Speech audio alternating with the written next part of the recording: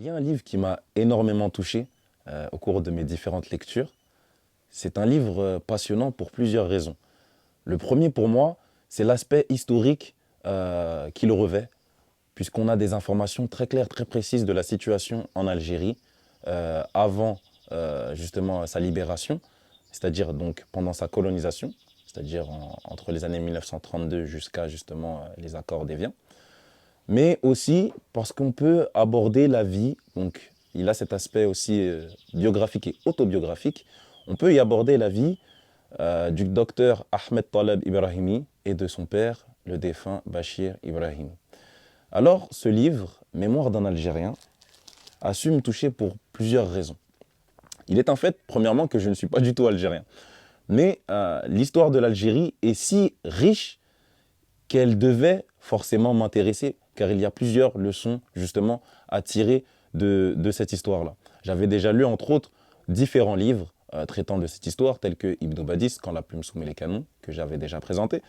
mais aussi L'An 5 de la Révolution algérienne de l'auteur Frantz Fanon, qui justement nous expliquait d'une manière psychiatrique et sociologique les différents événements qui avaient mené à cette révolution en Algérie et du coup à cette libération. Mais revenons-en à notre livre Mémoire d'un Algérien. C'est un livre puissant,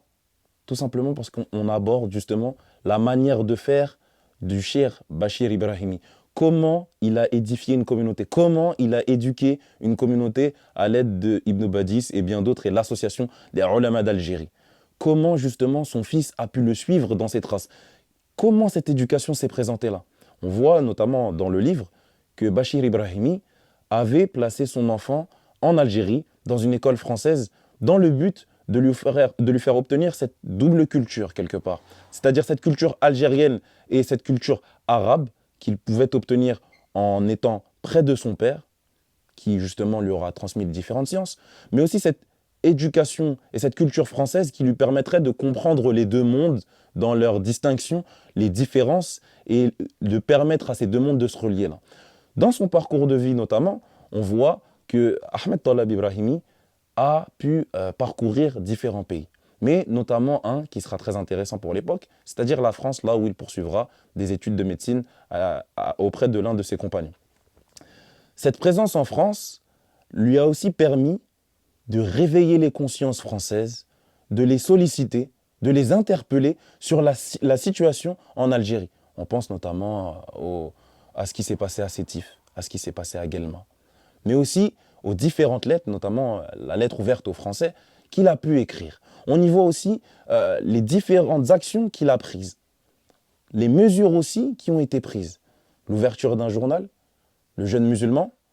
mais aussi des articles qui vont être publiés dedans, c'est-à-dire à la lumière du Coran et du Hadith. Ahmed Taleb Ibrahimi, c'est l'histoire d'un homme qui a vécu avec son père, membre des ulama d'Algérie, pour transformer cette société algérienne qui perdait en foi avec cette colonisation, qui perdait en éducation, puisqu'on retrouve un taux d'alphabétisme très bas, qui a vécu dans ces deux mondes-là, aussi bien en France qu'en Algérie, qui a connu ces heures de galère, ces années de galère et de misère, notamment dans ses passages en prison, à la prison de la Santé, notamment en France, mais aussi à ce qu'on appelle la cave en Algérie, lors de la libération de l'Algérie, justement du mandat de Ben Bella, à qui on va présenter et à qui on va demander justement d'avoir une place politique majeure et qui va simplement refuser car il aura vu justement la fracture qui s'opérait dans l'unité des Algériens et qui va préférer rester en retrait, rester dans la médecine pour soigner le corps du peuple meurtri et blessé. Bilal, s'il te plaît, il faut compléter pour la beauté, la richesse de ce livre, tellement il est prenant. En fait, moi j'ai une question à te poser. Quand on lit ce titre, Mémoire d'un Algérien, on pourrait penser que c'est un livre qui s'adresse aux Algériens, parce que ça parle de l'Algérie, pas que, mais ça parle essentiellement de l'Algérie et d'un Algérien. Toi qui n'es pas algérien, moi qui ne suis pas algérien, en lisant ce livre, on a été touché, ému, ça nous a vraiment pris, et puis surtout c'est extrêmement intéressant, c'est plein de leçons même pour nous alors qu'on n'est pas algérien. En quoi est-ce que, même si tu n'es pas algérien, tu peux lire ce livre-là et pourquoi il s'adresse à tout le monde et pas que aux Algériens, même si il est destiné pour les Algériens qui doivent connaître leur histoire, c'est de la transmission donc générationnelle, mais même pour nous qui ne sommes pas algériens, en quoi est-ce qu'il a un intérêt? Alors ce livre-là, il a un intérêt Déjà, premièrement, les leçons d'histoire qu'on peut tirer de cette révolution qui a eu lieu justement en Algérie. Le deuxième, c'est aussi la revivification de ce patrimoine islamique, de cette croyance justement que les musulmans ont en Algérie et comment justement transformer, je dirais même plus que transformer, comment justement le transmettre justement à des générations suivantes et comment vivre avec lorsque justement l'environnement ne s'y prête pas. Je pense que ce livre-là aussi, il a cet intérêt aussi, c'est de laisser une trace dans l'histoire, de ne pas oublier, d'avoir ce devoir de mémoire, comme le titre justement lui prête, Mémoire d'un Algérien. C'est pour ça qu'il me semble très très important de lire ce livre-là, même lorsqu'on n'est pas algérien, car il y a énormément, énormément de leçons à en tirer.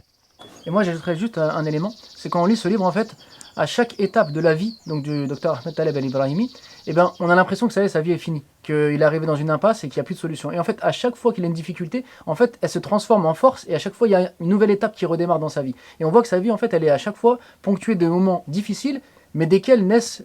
comme des renaissances extraordinaires, et il peut poursuivre à chaque fois son travail, son engagement, et finalement c'est une vie extrêmement riche, et donc c'est plein de leçons même pour nous, qui pouvons des fois avoir des difficultés, et avoir peut-être tendance à vouloir abandonner ou ne pas aller au bout de notre engagement, mais à travers justement son exemple, ben, on se rend compte que c'est quand on croit que tout est fini que tout commence.